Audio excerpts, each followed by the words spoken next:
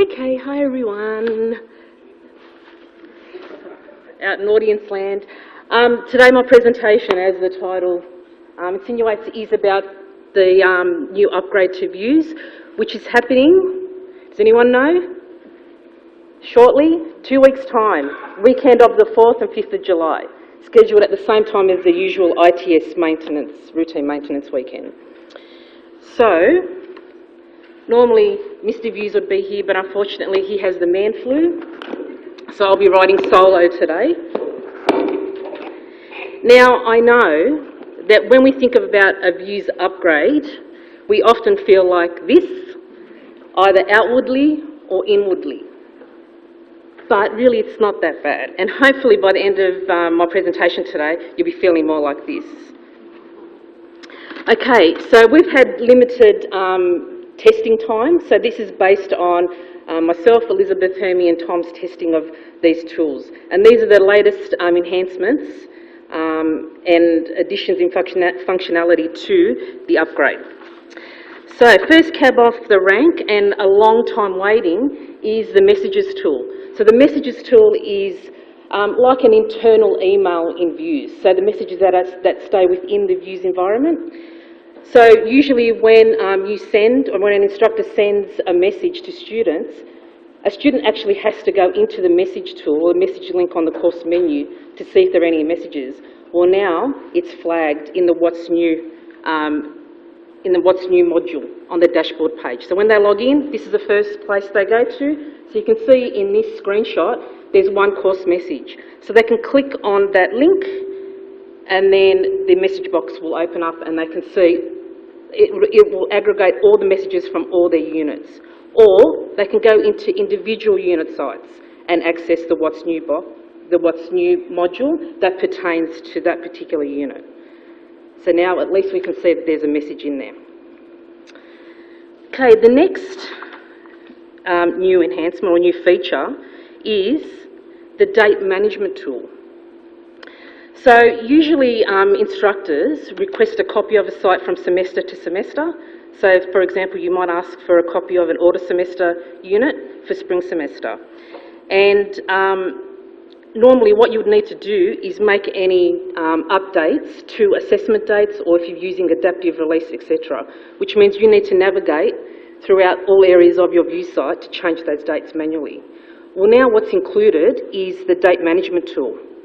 So what is now possible is all your date-related content can be updated in one location within Views.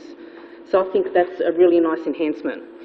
So to access the date management tool, you need to go to your control panel, course tools, and click on date management. And then you have basically 3 levels of control for date management. So with the first one, and I'm not sure whether the date from your last session would automatically be in there, or whether you need to manually add it in, assuming that it will automatically be in there. So if the last time we ran this session was in autumn and the date for that session was the 24th of March 2014, then all you would need to do is add the start date for the next session that you're running, so the spring semester date. So in this case, the example is the 28th of July 2014.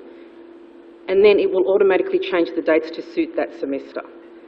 So for example, if in autumn semester the first assignment was due on day 7 of semester, it would change the date accordingly for that spring semester session based on the new commencement date that you've entered. Is that clear as mud? Does it change the day of the week this time? Say it's always a Monday? No, it goes by the actual date, and I'll show you what you can do about that. So that's a good lead-in, good segue. The second option, and you really need to be good at maths for this, get your counting beans out, you work it out by days. So what's the difference in days between the start of semester this time to the start of semester last time? So you might work out that it's 154 days, for example. So you really need to have a clear head if you use that option. Either way, what it will bring you to, so this is the day option. So there we've entered in 154 days difference between this semester and last semester. Either way, what will happen, it will bring you to the review window. So you can review all the changes that have been made, and then you can go through to each one and edit them manually, because you may want to check if one of the dates ends up on a public holiday, for example, or a semester break. Yes, Jeremy? Is it good time now, Gina? Gina, does this mean we don't have to reiterate through either that unit? We can just change the dates? No, this is like after you've requested the site, and you go into the site and make this change. It's per site. So this will list all the content you have in your site that has a date associated with it. So again, instead of having to navigate to all the different areas, you might miss some. This is a good way of aggregating all that content and all those dates that need to be updated for that semester. The Achievements tool. So the Achievements tool allows you to add gamification to your learning design. So you might have seen Hermie run sessions in other forums or a webinar about gamification. So if we have a look at the Achievements tool, instructors usually designate criteria for issuing rewards to students in the form of either badges and certificates. So these are based on columns in the Grade Centre. Okay, so this tool is based on the Grade Centre. So students can see what rewards they've earned, and they can also see what are the requirements to earn those rewards as well. So it provides them with some insight into their learning progression throughout the unit. For instructors and unit coordinators, what that really means is that it gives you another avenue on how you can gauge student progression throughout your unit, and also see which students have reached their learning milestones as well. Sometimes we'll use the retention centre, but if you're using the Achievements tool, this is another way you can gauge all that as well. With the Achievements tool, so students have earned these certificates, they've earned these badges, then what? Okay, so it is for motivation, but what they can also do is they can print them off, and like my kids do, they bring the certificates home and I give them monetary rewards. Or they can use Mozilla Open Backpack, and they can actually publish them to other websites if they relate to social media. They might want to send it to an employer, for example, or put it in their resume. So it's another added incentive for them to earn these badges and rewards. So what's new with this? Well, one of the new features is usually by default, the issuer of the certificate, the achievements is normally the unit site name, but now what you can do, you can actually customise that, so you might want to add your name instead as the issuer of that certificate, that badge. You can also set the expiration date as well. So that's a new feature of the Achievements tool in the next service pack. So from a student's perspective, what they get to see is they get to see any new achievements they've earned. There's also a filter, so they can see all the achievements possible, or they can click on to see what they've earned so far, or they can click on and see what they haven't earned just yet, where they need to go.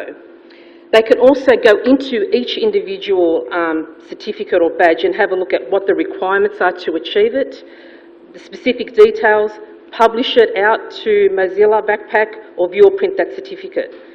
And probably most importantly, they can get a general overview of what they've earned so far and where they still need to go, what they still need to achieve. So it's a really nice visual overview for students. The Groups tool. Previously, especially for units with large cohorts, Groups was a bit of a bugbear, and we had a plugin known as the Bulk Group Manager. Well, as that line indicates, that's gone because now it's seamlessly integrated as part of the Groups tool overall. So from one location, you can basically create your groups either manually like we've always done, or you can import them and export them from a CSV file or Excel file, or from the Groups tool. So this allows you can delete multiple groups, you can create multiple groups, or you can even create smart views from this Groups tool. This view also allows you to view the tool availability. So from this screen, you can turn particular tools on and off. So you don't have to actually click on the group, go in there, tick things off, save it or submit it, then go to the next group and do that. You can actually do that from this window. So if you wanted to, depending on the task, you could give specific tools to specific groups depending on what the outcome for that group is. So it gives you a lot more flexibility and control all in one screen. This option allows you to look at the groups page. You can open them, you can edit them, you can email the groups, you can delete a group, or you can create a smart view from that group as well. You can also access the properties of the group. So drilling down, or email a group set, so a whole set of groups, not one specific group, but the whole set of groups for a particular cohort. In this particular one, and this I think is one really nice enhancement that we've been really longing for, has finally come in. And what you can do here is if you click on the Edit Group Set Membership, and then up the top there's that checkbox that says Hide members already in another group set. Click on Add Users. It will give you a list of students who have not been allocated to a group or who have not signed up to a group. Previous to this, there was a bit of a convoluted workaround, so this has been a really nice enhancement. So I think this one can get a badge or a certificate for that one.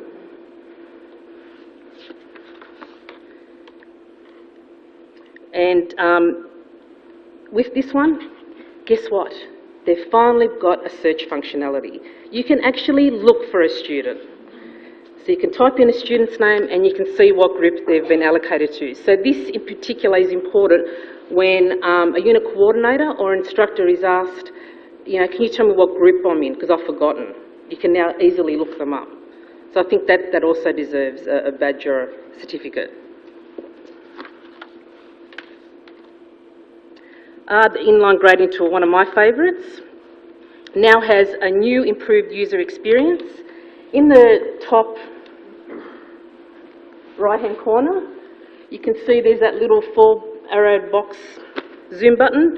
If you click on that, it now gives you a full screen marking experience. So before you were sort of in a half-pane window, whereas now you can open up to a full window. So I think that makes online marking much, much more comfortable and easier. As well as that, there's now a nice synergy with the Inline grading tool and other gradable tools in views. So the first cab off the rank is blogs. So now, if you've got a gradable blog, it comes into the Inline grading tool for marking. So as you can see here, there's an index at the bottom, so you can see how many posts that particular student has made. It will look at what comments that student has made to other posts as well. So you can see up there Courtney Cox, she has 2. It's date and time stamped. There's an overall feedback option as well. If you've attached a rubric, you can access the rubric from here too. So that's another avenue for you to provide that customised, personalised feedback. So this is what it would look like. This is Courtney Cox's contribution to this particular blog. Wikis, our favourite. Gina. It now comes into the Inline grading tool as well. So again, making marking wikis so much easier. So if you can see over there, over on the left-hand side, if we click on that group link, it will show us the group's contribution in the wiki. But wait, there's more. There's a cherry to all this. There's versioning as well. So as students are adding or removing content off the wiki or onto the wiki, you can click on the users modifications link there and look what you get. Wow! You get a legend. That's a legend. So what it does, it highlights what text or images have been added, removed, deleted, etc.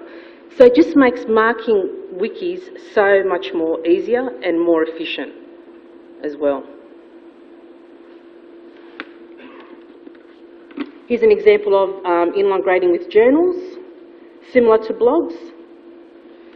And here's an example of one with groups. So you can see here it has all the group members, and then you can give them different marks, for example, if they made different contributions, etc. So I think that's a really nice alignment with the Grade Centre and online marking with the inline grading tool. Schemas. So schemas are often associated with percentages. What does percent mean? Out of 100. Well, not in views, no. Percent actually means now we can go beyond 100%. So that's been a new enhancement. That's been a new enhancement, is the next upgrade. So your schemas can be greater than 100. That's got to be a wow factor. And finally, what I'd like to share with you is the new look to my grades. So this is the student perspective. So as you can see, it's had a facelift. It's much more streamlined. It also has a filter, as you can see in the top left-hand corner. So students can look at all their assessments. They can click on the graded tab, upcoming and submitted. So I think it's much easier for students to be able to navigate their marks and feedback within views as well.